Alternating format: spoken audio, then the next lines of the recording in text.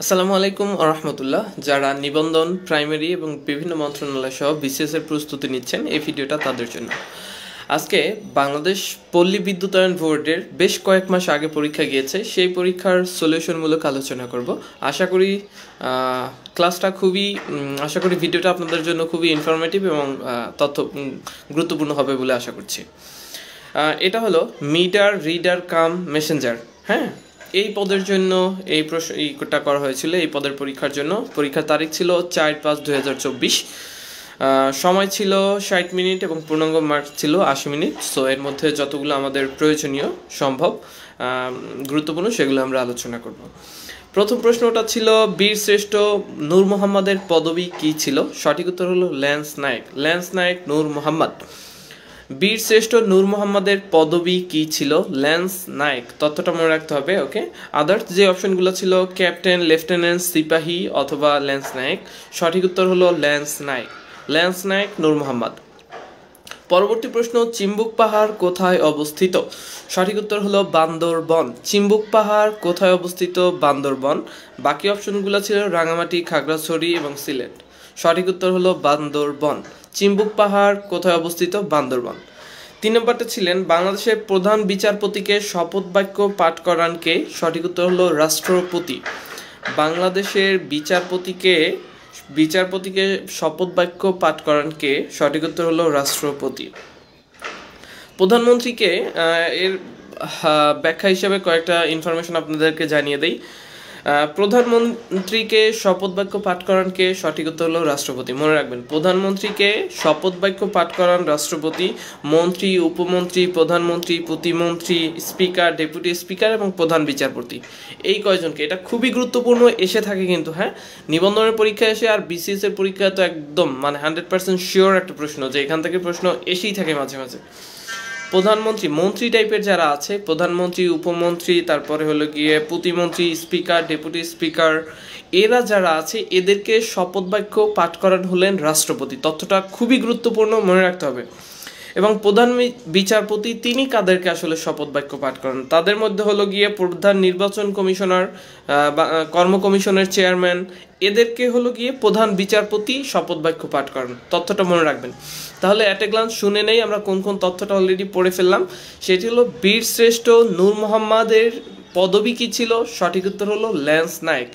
বীর শ্রেষ্ঠ নূর মোহাম্মদের কি ছিল পদবি? ল্যান্স নায়েক। এটা কিন্তু বেশ কয়েক মাস আগে অনুষ্ঠিত হওয়া একটা পরীক্ষার গুরুত্বপূর্ণ প্রশ্ন সলিউশন চলছে। আশা করি দেখলে অনেক উপকৃত হবেন। চিম্বুক পাহাড় কোথায় অবস্থিত? চিম্বুক পাহাড় হলো বান্দরবান অবস্থিত। চিম্বুক পাহাড় কোথায় অবস্থিত? এটি বান্দরবান অবস্থিত। বাংলাদেশের প্রধান বিচারপতিকে শপথ বাক্য পাঠ করান কে? প্রধান বিচারপতিকে শপথ বাক্য পাঠ করান রাষ্ট্রপতি। তাহলে স্পিকার কি করেন? আমরা তো আসলে সংসদে স্পিকারকে দেখি, তার কাজ কি আসলে? সে আসলে কাউকে শপথ বাক্য পাঠ করান কিনা, সে প্রশ্ন উত্তরে স্পিকার হলো রাষ্ট্রপতি এবং সংসদ সদস্য। রাষ্ট্রপতি এবং সংসদ সদস্য এই দুইজনকে স্পিকার শপথ বাক্য পাঠ করান। তাহলে স্পিকার কাকে শপথ বাক্য পাঠ করান? রাষ্ট্রপতি এবং সংসদ সদস্য।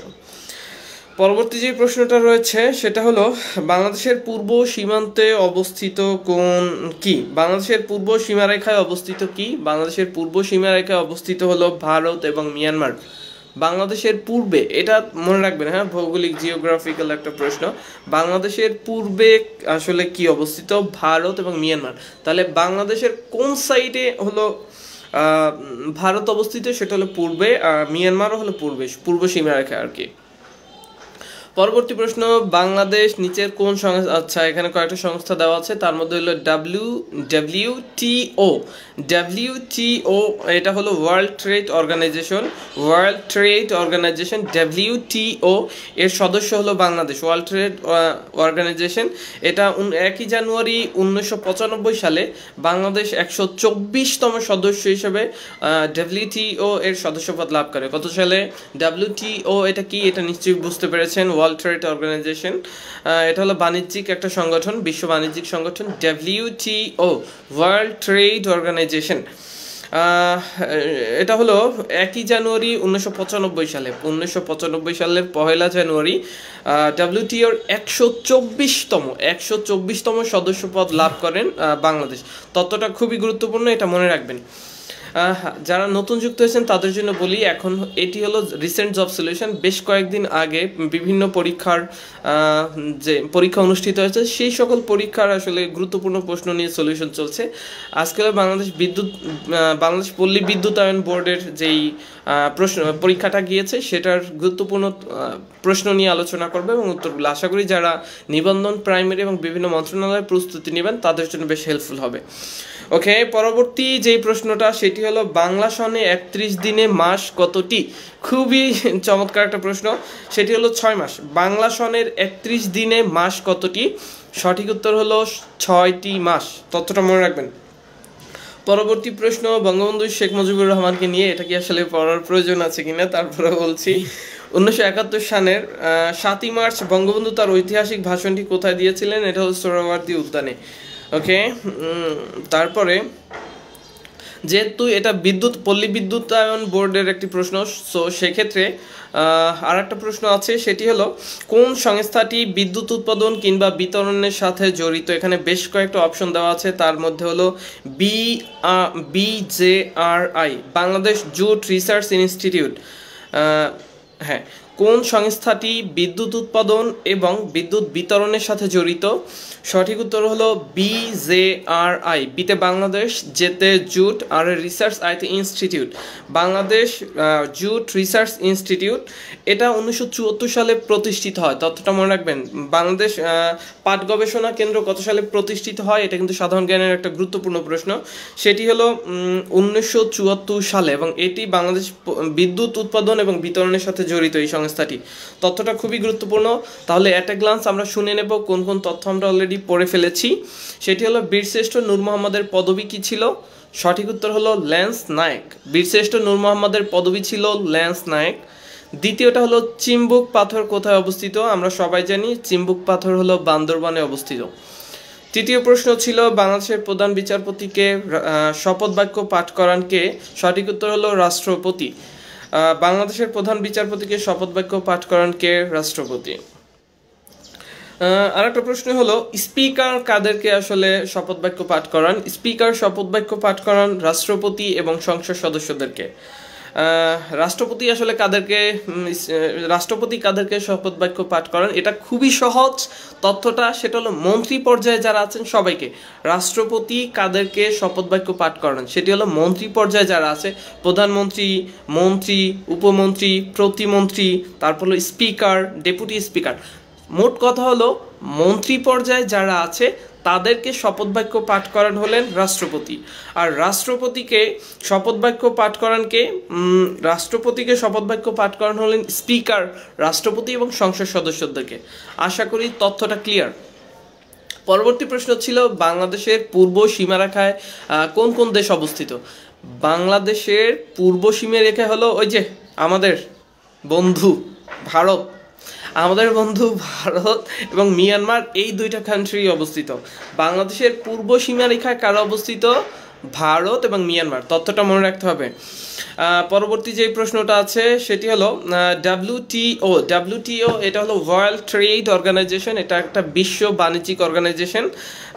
এর সাথে বাংলাদেশ এর সদস্যপদ লাভ করে কবে? এর সদস্যপদ লাভ করে 1995 সালে। 1995 সালে 124তম সদস্য হিসাবে ডাব্লিউটিও এর সদস্যপদ লাভ করে। আশা করি তথ্যটা মনে থাকবে। পরবর্তী একটা প্রশ্ন ছিল বাংলাদেশের ইন্টারনাল যেই রয়েছে সংস্থাগুলো রয়েছে তার মধ্যে কোন সংস্থাটি বিদ্যুৎ বিতরণ বা বিদ্যুৎ উৎপাদনের সাথে জড়িত? সঠিক উত্তর হলো BJRI, মানে Bangladesh jute research institute, Bangladesh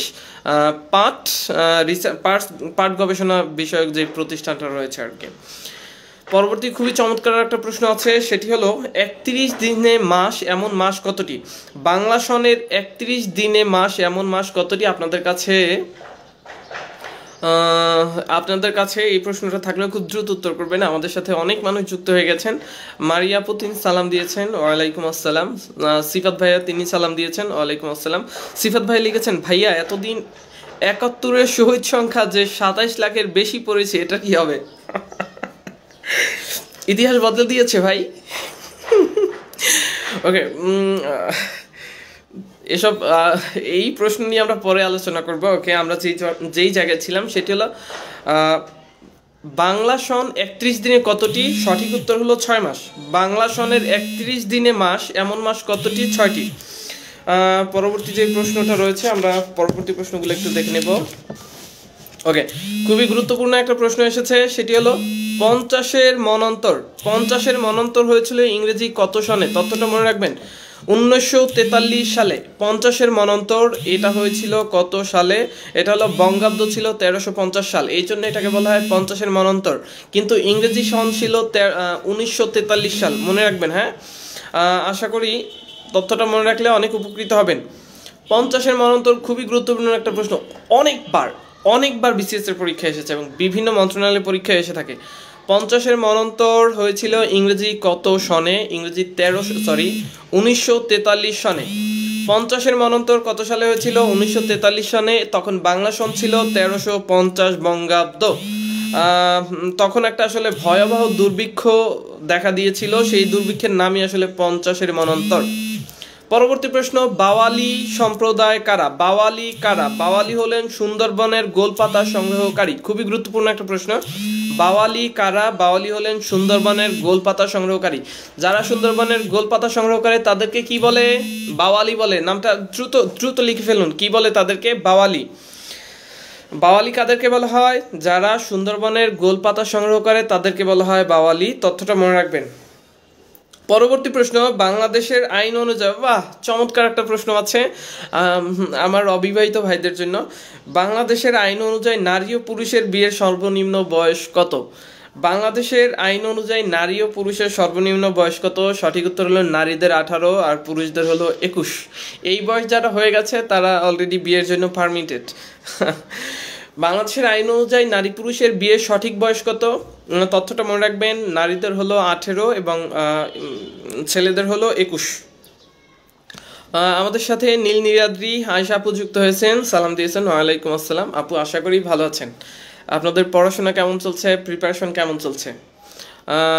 ওকে, পরবর্তী যে প্রশ্নটা আছে সেটি হলো, কোন ক্ষুদ্র জাতিসত্তা চট্টগ্রাম অঞ্চলের বাইরে বসবাস করেন? আমাদের যেই ক্ষুদ্র জাতিসত্তা যারা রয়েছেন, উপজাতি বলা হয় যাদেরকে, উপজাতি বা ক্ষুদ্র জাতিসত্তা যারা রয়েছেন তারা চট্টগ্রামের বাইরে বসবাস করেন কারা? এখানে 2-3টা অপশন দেওয়া আছে, অপশনগুলো একটু শেয়ার করতে চাই। সেটি হলো চাকমা, ত্রিপুরা অথবা হাজং। সঠিক উত্তর হলো হাজং। ক্ষুদ্র জাতিগোষ্ঠীর মধ্যে চট্টগ্রামের বাহিরে বসবাস করেন হাজং। এর মধ্যে যেই অপশনগুলো আছে সেগুলো হলো চাকমা, ত্রিপুরা, হাজং। সঠিক উত্তর হলো হাজং। হাজংরা কোথায়? চট্টগ্রামের বাহিরে বসবাস করেন। পরবর্তী একটা প্রশ্ন সবার জন্য, যেটা আসলে না জানলেই নয়, যেটা না জানলে আসলে এক প্রকার লজ্জার কারণ। বাংলাদেশের স্বাধীনতা দিবস কবে? অনেক ভালো মানুষই পারে না, অনেক শিক্ষিত মানুষ এটা মানে এলোমেলো করে ফেলে, কনফিউজড হয়ে যায়। বাংলাদেশের স্বাধীনতা দিবস কবে? আমি একটু আপনাদের থেকে একটু জানতে চাই, বাংলাদেশের স্বাধীনতা দিবস কবে? অপশন দেই। ওকে,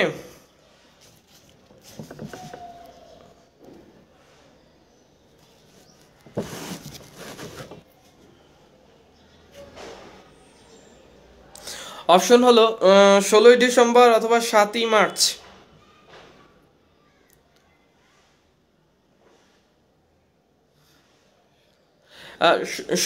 অপশন দেই, হ্যাঁ, এর মধ্যে নাও থাকতে পারে। সো এটা একটু কি বলে, একটু মানে সঠিক উত্তর দিতে হবে। ওকে, বাংলাদেশের স্বাধীনতা দিবস কবে? খুবই গুরুত্বপূর্ণ এবং কনফিউশনের একটা প্রশ্ন, গুরুত্বপূর্ণ, চমৎকার গুরুত্বপূর্ণ একটা প্রশ্ন।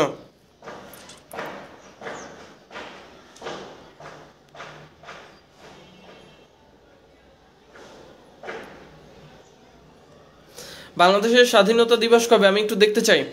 ওকে, দেখতে পাচ্ছি অনেকেই সঠিক উত্তর দিয়েছে, আর যারা আসলে সঠিক কনফিউজড হয়েছিল তাদের জন্য বলি, বাংলাদেশের স্বাধীনতা দিবস হলো 26শে মার্চ। তথ্যটা মনে রাখতে হবে। আর 16ই ডিসেম্বর হলো বিজয় দিবস। 16ই ডিসেম্বর বিজয় দিবস, 26শে মার্চ হলো স্বাধীনতা দিবস। এই তথ্য দুইটা কোনোভাবেই এলোমেলো করে ফেলা যাবে না। মারিয়া আপু অনেকগুলো উত্তর করেছেন, নীলাদ্রি, আয়েশা আপু অনেকগুলো উত্তর করেছেন, ধন্যবাদ। তারপরে মাহবুব ভাই আমাদের সাথে যুক্ত হয়েছেন, তিনিও দেখতে পাচ্ছি পার্টিসিপেন্ট করছেন। পরবর্তী প্রশ্ন, আসলে এই প্রশ্নটা ভ্যালু ক্রিয়েট করবে কিনা আমি জানি না। পরবর্তী প্রশ্নটা বলি, মুজিবনগর সরকারের মন্ত্রিসভায় কতজন সদস্য ছিল? এটার উত্তরটা আপনারা দিয়েন বা আপনারা করেন। মুজিবনগর সরকারের মন্ত্রী, আমাদের দেশের আসলে ইতিহাসটা এখন এমন হয়ে গেছে যে সরকার চেঞ্জ হইলে আসলে কিছু প্রশ্ন অলরেডি টুস করে বাদ হয়ে যায়। ওই যে পদ্মা সেতুতে যখন টুস করে নিচে পড়ে যায়, তেমনিভাবে টুস করে কিছু প্রশ্ন, কিছু তথ্য আসলে বাদ হয়ে যায় আর কি। সো এটার আসলে পরবর্তী একটা গুরুত্বপূর্ণ প্রশ্ন আছে, যেটা আসলে না জানলেই নয়। সেটা হলো, বীরশ্রেষ্ঠ ক্যাপ্টেন মহিউদ্দিন জাহাঙ্গীর কোথায় জন্মগ্রহণ করেন? আজকে এই যে এমসিকিউগুলো আপনাদের সাথে শেয়ার করছি, এটা কিন্তু রিসেন্ট জব সলিউশন, একদম রিসেন্ট। হ্যাঁ, আমার কাছে রিসেন্ট জব সলিউশনের যে কালেকশন আছে সেখান থেকে আপনাদের শেয়ার করছি। লাস্ট 3 থেকে 4 মাস, বেশ কয়েক মাস আগে, বিশেষ করে 3 থেকে 4 মাস আগে এই প্রশ্নগুলো আসলে এই প্রশ্নের উপর পরীক্ষা হয়েছিল। একটা জিনিস হলো, যে যত বেশি প্রশ্ন সলিউশন করবে, বিশেষ করে রিসেন্ট যেই সলিউশনগুলো আছে, হ্যাঁ, যে যত বেশি প্রশ্ন সলিউশন করবে তার আসলে প্রিপারেশন লেভেলটা অত বেশি শানিত হবে। দেখেন, নতুন করে কোনো এমসিকিউ হয় না, এটা মাথায় রাখেন। তার মানে যেই প্রশ্নগুলো ইতিপূর্বে চলে এসছে, ইতিপূর্বে পরীক্ষায় এসেছে, সেগুলোই হলো গিয়ে পরীক্ষায় দেওয়া হয়। হ্যাঁ, সেক্ষেত্রে এই রিসেন্ট জব সলিউশন এবং জব সলিউশনের প্রশ্নগুলো যত বেশি শার্প করতে পারবেন পয়রা, আপনার টেকার সম্ভাবনা তত বেশি। টপিক ওয়াইজ পড়ার থেকে, টপিক ওয়াইজ তো অবশ্যই পড়বেন বেসটা আসলে স্ট্রং করার জন্য, কিন্তু job solution, recent job solution, এটা আসলে এক প্রকার ওয়াজিব একটা জিনিস, যেটা যত বেশি প্র্যাকটিস করবেন আপনি আসলে পরীক্ষার প্যাটার্ন সম্পর্কে অত বেশি ধারণা পাবেন, যে আসলে কোন টপিক থেকে কোন প্রশ্নগুলো পড়তে হয়, কিভাবে আসে। সেক্ষেত্রে জব সলিউশন পড়ার কোনো বিকল্প নাই। আর আজকে যে প্রশ্নটা, এটা হলো রিসেন্ট জব সলিউশন থেকে আপনাদেরকে শেয়ার করছি। রিসেন্ট জব সলিউশন থেকে আমি আপনাদের শেয়ার করছি। বেশ কয়েক মাস আগে এই পরীক্ষাটা হয়েছে। আশা করি এর ধারাবাহিকতা রাখবো এবং আমি সহ আমরা সবাই উপকৃত হব। ওকে, আমাদের প্রশ্নটা ছিল, বীরশ্রেষ্ঠ ক্যাপ্টেন মহিউদ্দিন জাহাঙ্গীর কোথায় জন্মগ্রহণ করেন? সঠিক উত্তর হলো বিখ্যাত বৃহত্তর বরিশালে।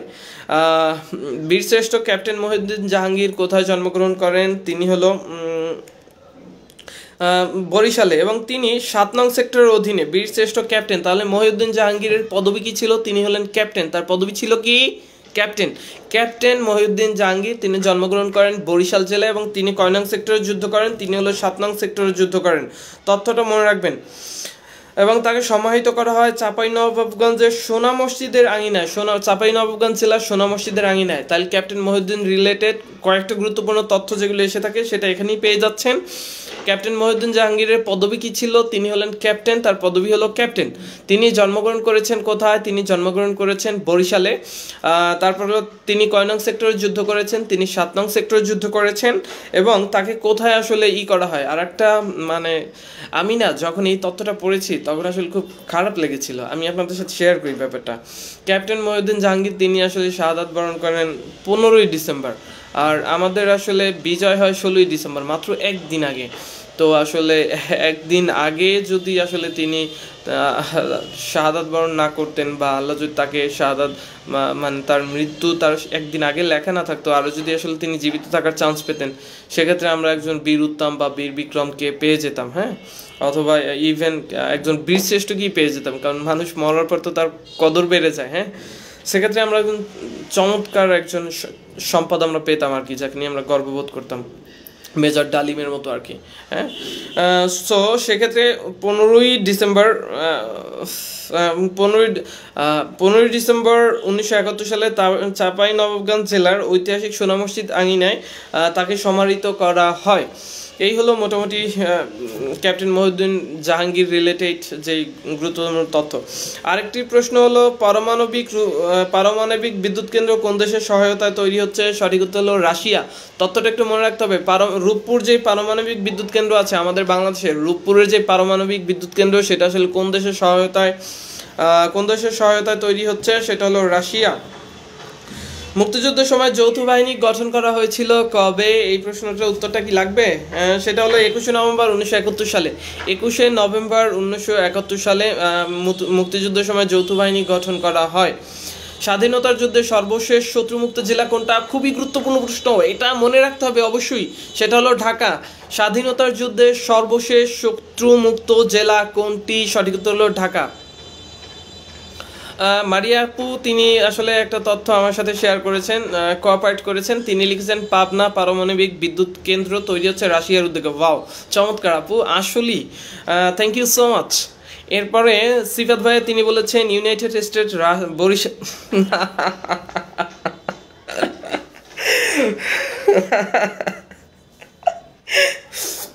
সিফাত ভাই আপনি চমৎকার লিখেছেন, United State Barishal captain Mohiuddin Jahangir জন্মগ্রহণ করেন 7 নং সেক্টর এবং 15 ডিসেম্বর শাহাদাত বরণ করেন। কবর হলো সোনা মসজিদ এলাকায়। ওয়াও ভাই, মানে একদম 2 লাইনের মধ্যে সব পুরো তথ্যটা নিয়ে আসছেন। থ্যাংক ইউ সো মাচ ভাই, খুব চমৎকার লিখেছেন, খুবই চমৎকার লিখেছেন। ওকে, আমাদের যেই এটা ছিল যে মুক্তিযুদ্ধের সর্বশেষ শত্রুমুক্ত জেলা কোনটি, সেটা হলো গিয়ে ঢাকা। হ্যাঁ, আসলে এখন আর ক্লাসটা বর্ধিত করব না, কারণ আমাদের মোটামুটি সময়টা শেষ পর্যায়ে চলে এসেছে। সো যারা ক্লাসের সাথে, এর সাথে আরও অনেকগুলো তথ্য রয়েছে যেগুলো আসলে কভার করতে পারিনি, সেটা আসলে পরবর্তী ভিডিওতে এর পরবর্তী অংশ হিসেবে এই করে ফেলবো, আমরা শেয়ার করে ফেলবো সবার সাথে। আশা করি সবাই এখান থেকে অনেক উপকৃত হবেন। যারা এতক্ষণ যুক্ত ছিলেন সবাইকে অসংখ্য ধন্যবাদ, থ্যাংক ইউ সো মাচ। সবাই আসলে পড়াশোনায় একটু ফোকাস করেন। বাসায় যে জিনিসটা করবেন সেটা হলো টপিক ভিত্তিক পড়ার পাশাপাশি অবশ্যই করবেন, জব সলিউশনটা ক্লিয়ার করবেন। বিশেষ করে রিসেন্ট জব সলিউশনটা ক্লিয়ার করলে আরও বেশি ভালো হবে। হ্যাঁ, কারণ বিগত অনেক প্যাটার্ন চেঞ্জ হয়েছে, অনেক প্রশ্ন আসে। হ্যাঁ, সো সেক্ষেত্রে এই কাজটা করবেন। আর যে কোনো একটা বেসকে লক্ষ্য করে আসলে সামনের দিকে এগিয়ে যান। আর আমাদের এই পেজের সাথে যারা যুক্ত থাকেন তারা তো অবশ্যই আমাদের এখানের ফর্ম সম্পর্কে জানেন, কিভাবে কি নেওয়া হচ্ছে। সেক্ষেত্রে আপনি আমাদের পেজের সাথে যুক্ত থাকলে অনেক বেশি উপকৃত হবেন বলে আশা করছি এবং বিভিন্ন গাইডলাইন পাবেন। থ্যাংক ইউ সো মাচ, সবাই সবার জন্য দোয়া করবেন। আজকের ক্লাসটা এখানেই রাখছি। আর আজকে চমৎকার কিছু মানুষ নিয়ে ক্লাস করলাম যারা আসলে বিভিন্ন বিষয়ে আমার সাথে কন্ট্রিবিউট করেছেন, কোঅপারেট করেছেন, অসংখ্য ধন্যবাদ। তার মধ্যে আছেন, কয়েকজনের কথা না বললেই নয়, মারিয়া আপু আছেন, সিফাত ভাইয়া আছেন, তারপরে আয়েশা আছেন, নীলাদ্রি, মাহবুবুর রহমান ভাইয়া ছিলেন, আরও বেশ কিছু ছিলেন যাদের যাদের কোঅপারেশন আসলে চোখে পড়ার মতো ছিল। ওকে, থ্যাংক ইউ সো মাচ, আসসালামু আলাইকুম।